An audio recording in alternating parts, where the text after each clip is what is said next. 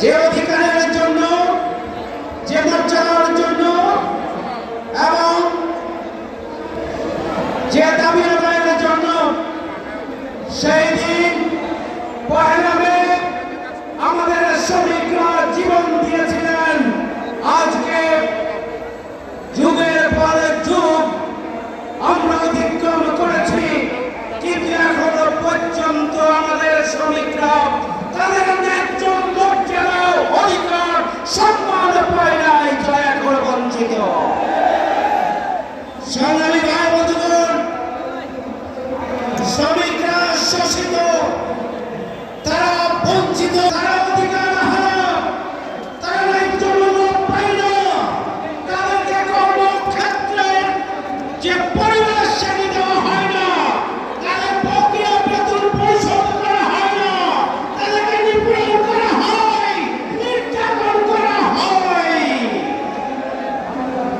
বাংলাদেশ শ্রমিক কল্যাণ ফেডারেশন যদি ভালো না হয়, শ্রমিক এবং মালিকের বোঝাপড়া যদি ভালো না হয়, শ্রমিকরা যদি মালিকদের দৃষ্টিভঙ্গিকে বুঝতে ভুল করেন, মালিকরা যদি শ্রমিকদের উপরে শোষণ করে তাদের ব্যবসাকে, প্রতিষ্ঠানকে এগিয়ে নেওয়াকেই তাদের প্রধান কাজ মনে করেন, মনে রাখতে হবে ওই কোম্পানিতে, ওই প্রতিষ্ঠানে, ওই ফ্যাক্টরিতে কখনোই উন্নয়ন সাধন হতে পারেন না।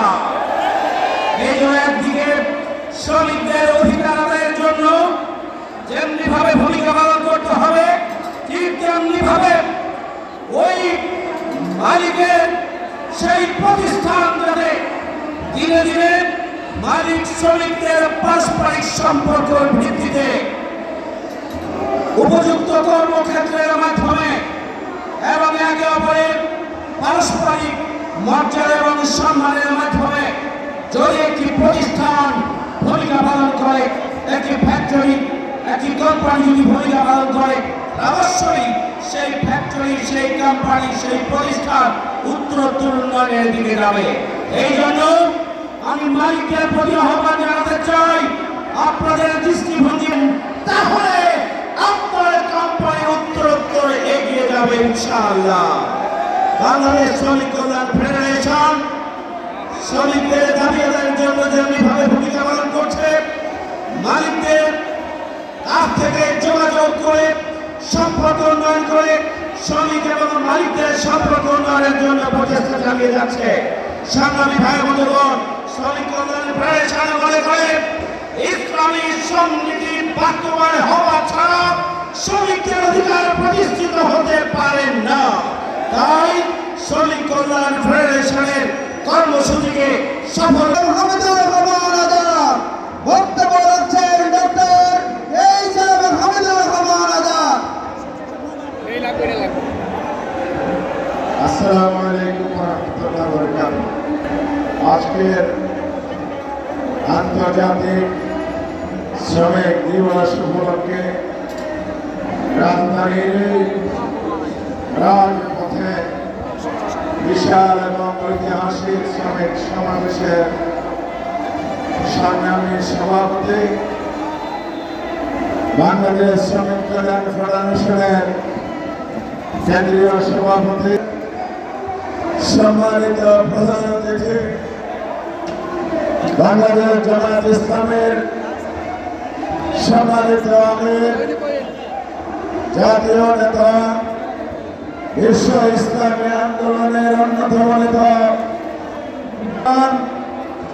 আজকের বিশেষ অতিথি বাংলাদেশ জামায়াত ইসলামের সংগ্রামী সিনিয়র জেনারেল সভাপতি, সাবেক সংসদ সদস্য অধ্যাপক মিয়া গোলাম ফরওয়ার সহ কেন্দ্রীয় এবং মহানগরীর নেতৃবৃন্দ, শ্রমিক নেতৃবৃন্দ, সাংবাদিক বন্ধুগণ, সংগ্রামী জনতা, আজকে পহেলা মে যে দিনটি সম্পর্কে আমরা জানি, যে দিবসে শ্রমিকদের অধিকার বাস্তবায়নে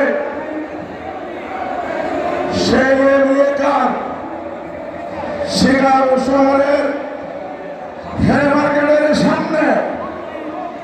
নির্মম বর্বরতা চালানো হয়েছিল শ্রমিকদের কর্মঘণ্টা দিনে 8 ঘন্টার অধিকার বাস্তবায়নের জন্য। শ্রমিকদের রক্ত দিয়েছে, সংগ্রামী জনতা আত্মত্যাগ করেছে, আর এটা করা যায় নয়। আজকের দেশে বিভিন্ন স্থানে শ্রমিক দিবস পালিত হচ্ছে। বিশ্বের 80টি দেশে শ্রমিক দিবস পালিত হচ্ছে। এর মধ্য দিয়ে শ্রমিকদের আন্দোলনের স্বীকৃতি এসেছে। সুতরাং আজকের এই দিনটি শ্রমিকের অধিকার আদায়ের সংগ্রামের স্বীকৃতি এবং মর্যাদার স্বীকৃতির দিবস।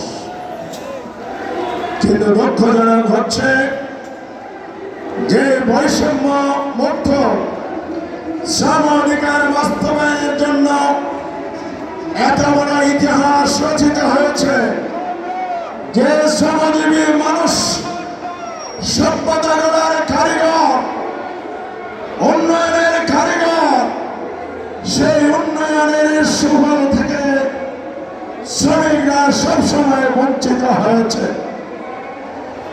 সভ্যতার কারিগর উঁচু দালান বানায়, কারখানায় বস্ত্র উৎপাদন করে, খাদ্য উৎপাদন করে, শ্রমিকের বাড়িতে খাবার জোটে না প্রতিদিন। শ্রমিকের গায়ে ছেঁড়া জামা শোভা পায়। শ্রমিকরা যে সভ্যতার উঁচু দালান তৈরি করে, সেখানে তার থাকার জায়গা হয় না। ঘন্টা 8 ঘন্টা নিশ্চিত করতে হবে।